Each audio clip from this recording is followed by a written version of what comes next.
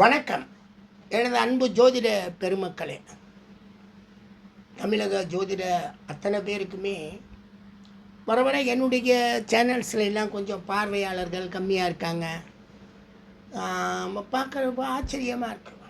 என்ன காரணம்னா, இந்த மாடர்னாக பேசுகிறவங்கள தான் விரும்புவாங்க எல்லாருமே.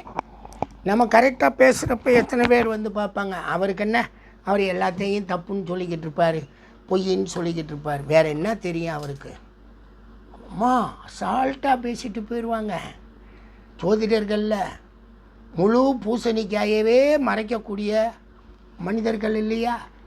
அப்படியே சும்மா ஆடம்பரமாக அலங்காரமாக டிவியில் தான் சொல்கிறது பொய், தான் செய்கிறது ஃப்ராடுத்தனம், நாம் செய்கிறது இந்த மக்களை முட்டாளாக்குறோம் அப்படிங்கிற எந்த ஒரு வருத்தமும் இல்லாமல் டிவியில் பலன் சொல்லிக்கிட்டும் யூடியூப்பில் அப்லோடு பண்ணிக்கிட்டு இருக்கக்கூடிய இந்த ஜோதிடர்கள், நான் கேட்குற ஒரு கேள்விக்கு பதில் சொல்லிட்டா கூட போதுங்க. நான் இந்த போட்ட ஆயிரக்கணக்கான வீடியோவையும் எடுத்துருவேங்க மொத்தத்துக்கு. ஏன் ஜோதிடர் நல்லா வந்துட்டாங்கடா அப்படின்னு ஒரு கேள்விக்கு பதில் சொன்னால் போதுங்க. ஒன்றும் இல்லைங்க. திருமணம் பொருத்தம், எப்பா நீ பண்ணி வைக்கிற திருமணம் பொருத்தத்தில் 2 பேரும் நல்லா வாழ்ந்துருவாங்க அப்படின்னு சொல்லி நீ பண்ணுற, அதை நீ செஞ்சுட்டு அவங்க வாழலைன்னா என்ன செய்வேன்? இந்த திருமண பொருத்தம் உண்மையாகவே நீ சொல்கிறேன்னு வச்சுக்கோ, ரச்சு பொருந்தலை, மாங்கல்யம் இல்லை, அவங்க இறந்துருவாங்க. எப்படி இறப்பாங்க? ஏன்னா அதுவாக தீர்மானிக்குது. அது உண்மையிலேயே மாங்கல்ய பொருத்தத்தை அது தீர்மானிக்குதுன்னு வைங்க. நாங்கள் எதுக்குங்க இவ்வளவு கஷ்டப்படுறோம்? அந்த ஃபேமிலி கோர்ட்டே வராதேங்க, குடும்ப ஜட்ஜே இருக்க மாட்டார். இவங்க தான் கரெக்டாக சேர்த்து வச்சிடறாருல. கேவலம் ஒரு அறிமுகத்துக்காக சொல்லப்பட்டதுங்க அந்த 10 பொருத்தம். வெளி சொந்தத்தில் கல்யாணம் பண்ணும்போது ஜாதகம் யாருக்கும் கிடையாது, பேருடைய எழுத்துக்கு பொருத்தம் பாருங்கன்றதுக்காக சொல்லப்பட்டதுங்க. பார்த்திங்கன்னா அடேங்க அப்பா, இவங்க படுத்துகிற பாடு ஜோதிடர்கள் என்னமோ சாதித்த மாதிரி பூரா பேருமே 0 தாங்க. அது என்னங்க, எவ்வளோ தூரம் சொல்கிறேங்க? சரி, ரைட்டு, இருக்கட்டும். எவன் எவனோ சொல்கிறான், எவன் எவனோ ஒருத்தன்லாம் சொல்லிவிட்டு நான் தான் அப்படின்னு சொல்லிட்டு வந்தவன்லாம் ஏதோ மாநாடெல்லாம் நடத்தி சொல்கிறாங்களாம், சொல்லிட்டு போகிறாங்க. நமக்கு என்ன, இதெல்லாம் பொய்ன்னு. நாங்கள் இதை 38 வருஷமாக பொய்ன்றோம், இன்றைக்கி நேற்று சொல்லலை. சரி, ரைட்டு, அது ஒரு பக்கம் இருக்கட்டும். 7.5 நாட்டு சனி. உலகத்திலேயே இந்த ஜோதிடர்கள் ஒரு கூட்ட ஏமாற்றுக்கார ஜோதிடர்களால் உருவாக்கப்பட்டது 7.5 நாட்டு சனி. இதுக்கு காலும் கிடையாது, தலையும் கிடையாதுங்க. ஒரு ராசிக்கு கோச்சாரத்தில் ஒரு ராசிக்கு 12ல் சனி வந்தால் 7.5 நாட்டு சனி தொடங்குது. அங்கே 2.5 வருஷம், அவன் சொந்த ராசியில் 2.5 வருஷம், அடுத்த ராசியில் 2.5 வருஷம்னு அவருக்கு கடக்கிறதுக்கு 7.5 வருஷம் ஆகும். அது 7.5 நாட்டு சனி. ஏங்க இதெல்லாம் பலனாங்க? இதெல்லாம் வாழ்க்கையை கெடுத்துருமாங்க? நீங்களே யோசிங்க. 7.5 நாட்டு சனி நடக்குது, திருமணம் பண்ணாதீங்க. 7.5 நாட்டு சனிக்கு நடக்குது, ஊர்களுக்கு போகாதீங்க எப்படின்னு சொன்னால், எங்கள் 7.5 நாட்டு சனி நடக்குது, சாப்பிடாதீங்க. 7.5 நாட்டு சனி நடக்குதுங்க, நீங்கள் கவர்மெண்ட்டில் வேலை ஆக்குறீங்க, வேலையை ரிசைன் பண்ணிட்டு வீட்டுக்கு வந்துடுங்க. 7.5 நாட்டு சனி நடக்குதுங்க, நீங்கள் காரெல்லாம் ஓட்டாதீங்க, வீட்டில் இருங்க. 7.5 நாட்டு சனி நடக்குதுங்க, நீங்கள் ட்ரெயினில் எல்லாம் போகாதீங்க, வீட்டில் இருங்க. இதெல்லாம் நல்லா வாங்க இருக்குது, இப்படிலாம் சொல்லலாமா? கும்பராசிக்கு 7.5 நாட்டு சனி, நான் ரொம்ப துன்பப்படுறேன்னு ஒரு நண்பர் போட்டிருந்தார். அவருக்காக தான் இதை பேச வர்றேன். கும்பராசியும் 7.5 நாட்டு சனியும்னு. முதல்ல கும்பராசி என்னான்னு பார்த்துக்குவோம்.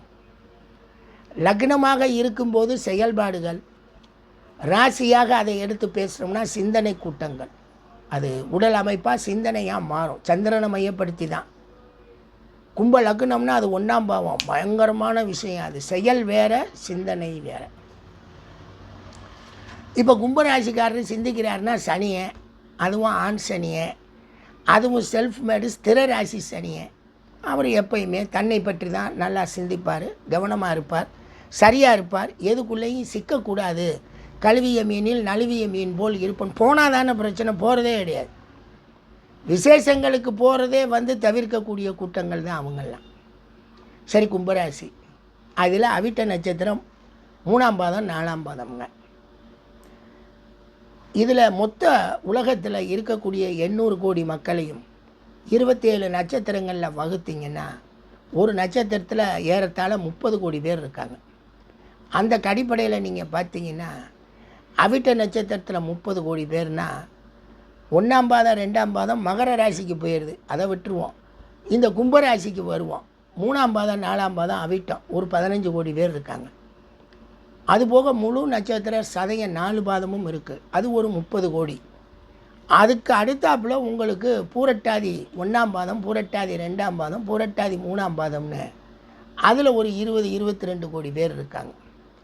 ஆக இந்த மொத்தமாக கூட்டுனீங்கன்னா 15, 30, 45, 22 67 கோடி 68 கோடி மக்கள் இந்த கும்பராசியில் உயிரோடு வாழ்ந்துட்டுருக்காங்க. வேறு எங்கேயும் இல்லை, உலகம் முழுவதும் வாழ்ந்துக்கிட்டு இருக்காங்க. இந்த 7 நாட் சனியை அவிட்ட நட்சத்திரக்காரங்களுக்கு நீங்கள் பலன் சொல்லணும்னா 15 கோடி பேர் இருக்காங்க, ஆணும் பெண்ணும் சேர்ந்தே உலக அளவில். இப்போ இவங்களுக்கு பூராமே உங்களுக்கு ஜென்மச்சனி நடக்குது, நீங்கள் எந்த செயல் செஞ்சாலும் அது விளங்காதுன்னா அப்போ இந்த அவிட்ட நட்சத்திரத்தில் வேலைக்கு சேர்ந்தவங்க, புதிதாக வேலையை தொடங்கினவங்க, புதிதாக திருமணம் பண்ணவங்க, கல்யாணம் பண்ணி குழந்தை பெற்றெடுத்தவங்க, புதிய முயற்சிகளில் வியாபாரம் தொடங்கினவங்க, இப்படின்னு நிறைய மனிதர்கள் வெற்றி பெற்று இருக்கிறாங்க. அதே மாதிரி இதிலேயே இந்த அவிட்ட நட்சத்திரத்திலே நிறைய மனிதர்கள் தோல்வியும் அடைஞ்சிருப்பாங்க. இப்போ வெற்றி அடைஞ்சவர் ஜாதகம் எப்படி இருக்கும்? இந்த அவிட்ட நட்சத்திரம் இந்த 7 நாட் சனி நாளையெல்லாம் கிடையாது. அவருடைய ஜாதகத்தில் இருக்கக்கூடிய 12 பாவக பலன்கள் தான் செயல்படுது. கோச்சாரம் உண்மையில் இந்த மாதிரியான கோல்சார கோள்கள் எல்லாம் வேலை செய்யுதுன்னு நம்ம முடிவெடுத்துட்டோம்னா சூப்பராக ராஜயோக பலன்களை ஜோதிடத்தில் சொல்லிடலாம். இந்த டெய்லி காலையில் புழுகிக்கிட்டு இருக்காங்களே புழுகர்கள், அந்த புழுகர் வேலைகளை பூராத்தையும் நம்ம உண்மைன்னு நானே போய் உட்காந்து சொல்லிடுவேனே. எனக்குன்னா டிவி தரமாட்டேன்னு சொல்கிறாங்களா? ஒன்றுமே அறியாத ஜோதிடமே தெரியாதவன் தினப்பலன் வாரப்பலன் ராசி பலன்னு சொல்லிக்கிட்டு இருக்கான். நாங்களாம் நல்லா படித்தவங்க, நல்லா தெரிஞ்சவங்க. இந்த தமிழ்நாட்டில் ஜோதிட டிபார்ட்மெண்ட்டை திறந்து நிறைய கொண்டு வந்தோம். அது ஒரு பக்கம் ஜெயிக்கலை, அதுக்கு வேறு காரணம். ஏன்னா எடுப்பார் கைப்பிள்ளை எடுப்பார் கைப்பிள்ளைன்னுவாங்க. அது மாதிரி இந்த ஜாதகத்தில் இந்த தொழிலில் என்ன ஆயிடுச்சுன்னா கொஞ்சம் படித்தோடனே அவங்க எல்லாருமே பெரிய ஆளுன்னாங்க. நான் அப்படியே விட்டுட்டு வந்தேன். சரி யாராவது நடத்துவாங்க, என்ன மாதிரி பண்ணுவேன், நமக்கு எதுக்குடா, நம்ம ஜோதிடர்கள், நான் ஜோதிடர், நானாக தான் இந்த வேலையை பார்த்தேன். இந்த பிஹெச்டி எம்ஏ எம்ஃபில் எல்லாம் நானாக துறையை திறந்தேன், எல்லாம் செஞ்சுட்டு வந்தேன். வந்துருச்சுங்க, சரி இன்றைக்கி நடத்துங்கன்னு பார்த்தா ஒருத்தர் கூட நடத்தலை. அப்படியே நான் தொடங்கின இடம் பூரா மூடிட்டு அவன் வீட்டுக்கு போயிட்டான். வேறு என்ன செய்ய முடியும்? உண்மையாக இருந்தால் தான் நடத்த முடியும், பொய்யாக இருந்தால் எங்கிட்ட நடத்துவாங்க? மக்கள் எப்படி படிக்க வருவாங்க? கோயிலுக்கு போய் பரிகாரம் பண்ணால் சரியாயிரும். இப்போ 7 நாட் சனி நடக்குது, அவிட்ட நட்சத்திரத்துக்காரங்களே உங்களுக்கு ஜென்மச்சனி ஓடுது. நீங்கள் நேராக போய் கோயிலில் போய் சனீஸ்வர பகவானை இத்தனை சுற்றுங்க, நல்லாகும்னா முதல்ல அவன் சனியே, அவன் ஒரு திருடன், அயோக்கியம், முள்ள மாதிரி முடிச்சவைக்கு எந்த ஒரு நல்ல குணமும் இல்லாதவன். அவன் நல்ல பாவத்தில் இருந்தால் கூட தன் குணத்தின் அடிப்படையில், தீய குணத்தின் அடிப்படையில் தான் நல்லது செய்வான். அவ்வளவு ஒரு மோசமான பிளானட்டு இந்த நான் நல்லாவே சொல்கிறேன். மகர கும்பராசியில் பிறந்தவங்க எந்த அளவுக்குங்க சரியாக இருக்கிறோம்? நிறையெல்லாம் சம்பாதிக்கலாம் முடியாதுங்க. கவனமாக சரியாக சம்பாரிச்சுட்டு அப்படியே தான் போக முடியுமுங்க. கொஞ்சம் ஏமாந்தோம்னாலும் நம்மளை எல்லா விதமான குற்றப்பத்திரிகையும் தாக்கல் செய்வாங்க. அந்த அளவுக்கு இந்த சனியனுடைய ராசி, அதனுடைய செயல்கள். அதனாலே நம்பவும் மாட்டான். இப்போ இந்த அவிட்ட நட்சத்திரத்துக்காரங்க 15 கோடி பேருக்கு 7 நாட்டு சனின்னு சொன்னால் அப்போ அதில் ஜெயித்தவங்க எத்தனை கோடி பேர் இருப்பாங்க? அப்போ அவங்கெல்லாம் சொல்லணுமே எனக்கு 7 நாட்டு சனி நல்லா இருக்குன்னு தானே சொல்லுவாங்க. ஏன்னா அவங்கவுங்க ஜாதகப்படி தான் 12 பாவகம் தான் வேலை செய்யும். இந்த கோச்சாரத்தில் 1% 2% வேலை செய்யுமான்றதே தெரியலை. சரி, அதை விடுங்க. சதய நட்சத்திரத்தில் 30 கோடி பேர் இருக்காங்க, என்னையும் சேர்த்து. நானும் கும்பராசி சதய நட்சத்திரம் தான். நான் எந்த வகையிலையும் ஒன்றும் கெட்டு போகலை. போன வருஷம் கூட இந்த மெட்ராஸில் ஒரு ஆள் முன்ன சூட்சும வலு சுபத்துவ வலு அப்படி இப்படின்னு சொல்லி நான் சொன்னது தான் சரின்னா ஒரு 20 வீடியோ அவன் நம்மகிட்ட இருக்க ரெக்கார்டெல்லாம் எடுத்து போட்டு நீ சொல்கிற ஒரு விதி அது வாத்தியாருக்கும் வருது, அது டாக்டருக்கும் வருது, அது வக்கீலுக்கும் வருது, அது அவருக்கும் வருது, இவருக்கு வருது. நீ என்ன தனியாக விதியை கொண்டு வந்த? அதெல்லாம் ஜோதிடத்தில் உருவாக்க முடியாது. காலதேச வர்த்தமானம், ஜாதி மத நிரபேதம், யுக்தி சுருதி அனுபவத்தில் தான் ஜோதிட ப்ரெடிக்ஷன்ஸே. ரூல்ஸ் எழுதலாம், அது நிறைய பேருக்கு வராது, சிலருக்கு வரும் அப்படின்னு சொல்லி அதை சேலஞ்ச் பண்ணி அப்புறம் அதை எடுத்து விட்டேன். நீங்கள் இவனை என்னென்னு போகிறான் பொய்யனை என்ன பண்ணுறதுன்ட்டான்ட்டு விட்டுட்டேன். அப்புறம் நானே அதை எடுத்து ப்ரைவேட் பண்ணிட்டு அந்த 20 வீடியோ வச்சுட்டேன். என்னமோ அவன் பொழப்பு நடத்துகிறான், பேர் வரப்போகிறது கிடையாது. உண்மையானவனுக்கு தான் பேரும் புகழும் வந்து சேரும். அவங்களுக்கெல்லாம் அவங்க தான் யார் ஃபாலோ பண்ண போகிறா, யார் எடுத்து பார்த்தாலே சாதாரண அவங்களால் பார்த்தாலே தெரியும். நான் 7 நாட் சனியில் தான் இருந்தேன். இந்த மாதிரி அந்த ஆளோட சண்டையை போட்டு அவரெல்லாம் அனுப்பிச்சி விட்டேன். அது பொய்ன்னு மக்களெல்லாம் என்னைய வேறு கேட்டாங்க, ஏன் சார் உங்களுக்கு வேறு வேலையே இல்லையான்னு. இல்லை வேலை இல்லை, இந்த வேலையை நம்ம செய்யணும் இடையில. ஏன்னா ஒருத்தர் நான் கண்டுபிடிச்சது குப்பைன்னு சொல்லி விளக்கணும்னு சொல்லி அது விளக்குனேன் இந்த 7 நாட் சனியில். அப்போ அது வந்து நாங்கள் வெற்றி பெற்றோம் இல்லையா, அப்போ நாங்கள் வெற்றியாளராக என்னை எல்லோரும் திட்டினாங்க. நான் சிரிச்சுக்கிட்டே பதில் சொன்னேன். ஏன்னா திட்டுறவன் பூரா பேருமே முட்டா பேர் தானே. அறிவாளிகள் வந்து வாழ்த்துனாங்க. எப்படி வாழ்த்துறாங்கன்னா என்னை சொல்லியே வாழ்த்துறான். நீங்கள் கேட்குற எந்த கேள்விக்கும் அவங்களால சேலஞ்ச் பண்ண முடியாது, அவங்க உள்ளே வர முடியாது, அவன் பாட்டுக்கு வெளியே நிற்பான். அவ்வளோதான், போடா உன் பொழப்பு தானா எனக்கு அப்படின்னு அதை விட்டுட்டேன். அதுக்கடுத்தாப்புல 7 நாட் சனியில் என்னென்னா எங்கள் பொழப்புகள் ஓடுது. கிட்டத்தட்ட ஒரு 4-5 வருஷம் ஆகிப்போச்சு எங்களுக்கு. கும்பராசிக்கெல்லாம் 7 நாட் சனி மகர ராசிலே வந்துருச்சு. ஆனால் எனக்கு நடந்தது என்னன்னு கேட்டிங்கன்னா, புதன் திசை முடிஞ்சு கேது திசை வந்திருக்கு. எல்லாருமே நல்ல பாவத்தில், புதனும் 2ஆம் பாவத்தில், கேதுவும் 2ஆம் பாவத்தில். பாவக கணக்குப்படி புதன் பாவ ரீதியாக 1ல் இருப்பான், கேது 2ஆம் பாவத்திலேயே நிற்பான். எந்த கெடுதலும் இல்லை. அழகாக மகிழ்ச்சியாக ஜாலியாக வாழ்க்கை பலனை நடத்திக்கிட்டு தான் இருக்கிறோம். அந்த கிரக பாவம் அந்த திசாதாங்க வேலை செய்யும். திசா பாவகங்களை சிக்னிஃபிகேட் பண்ணுங்க. என்ன வேலை நடக்குமோ அதை நீங்கள் மாற்றவே முடியாதுங்க. எல்லாரும் சொல்கிறாங்கல்ல ஜோதிடத்தில், நாங்கள்லாம் நீங்கள் சொல்கிறத வாங்க சேலஞ்ச் பண்ணிக்குவோம்.